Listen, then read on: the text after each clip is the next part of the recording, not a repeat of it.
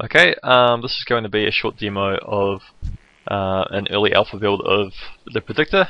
What this does is it tracks actions and events that occur in game World of Warcraft, and using those actions it tries to predict what's going to happen in the future.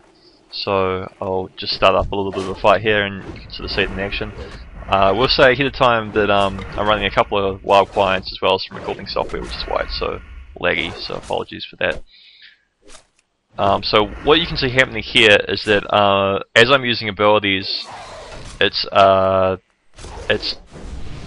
predicting what I'm going to be using next. So I've used Sinister Strike and Sinister Strike, and now it's predicting that the next thing that I'm going to use is most likely going to be Sinister Strike. So if I do, again here, then it'll add that to the list of things that I've used. So you can see this is constantly sort of updating as I'm sort of making actions, and it's giving me a sort of chain to see what prediction or what events in the past have caused this prediction right now. So currently I've got a prediction length of 2 sets, so it only examines the last 2 events. So here I use Kidney Strike and then Sinister Strike, and this is what it's predicting I'm going to use afterwards.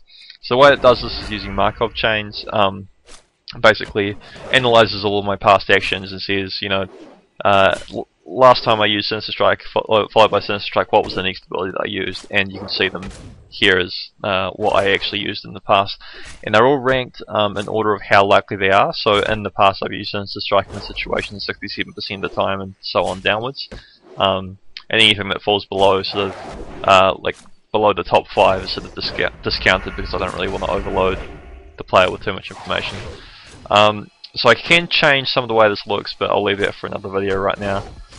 One other thing that you can sort of see on the right there is I've got a small accuracy rating. So that's basically based off what is actually going on, like how accurate my predictions are. So the rank accuracy is basically saying if I've got something ranked 1, is the ability that I use ranked 1. And if the ability that I use is rank 2, then it's less accurate, and if it's rank 3, then it's less accurate again.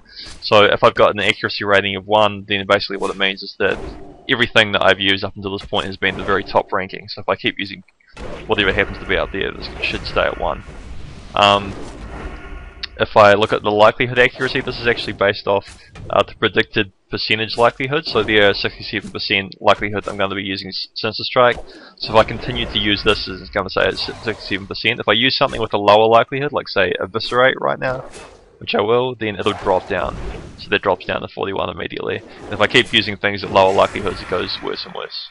So that's just a sort of a rough idea of whether or not this is predicting things that are actually occurring. So what I can do, so before I had accuracy, chain length of 2, I can actually switch it up here. So you can see I've recorded 4,441 total events, and from those I found 132 unique sequences of length 2. So if I switch this up to say 3, then it'll analyze the whole lot. Again, you can see a brief sort of output of what's going on the left hand side, and it finds 227 unique sequences. So the longer the sequencing length is, the more unique sequences we're going to find, and the less predictions overall. So the longer it gets, it actually gets a little bit more accurate. And I might switch it up to 4, maybe. So there's 356 unique sequences. So what this means is that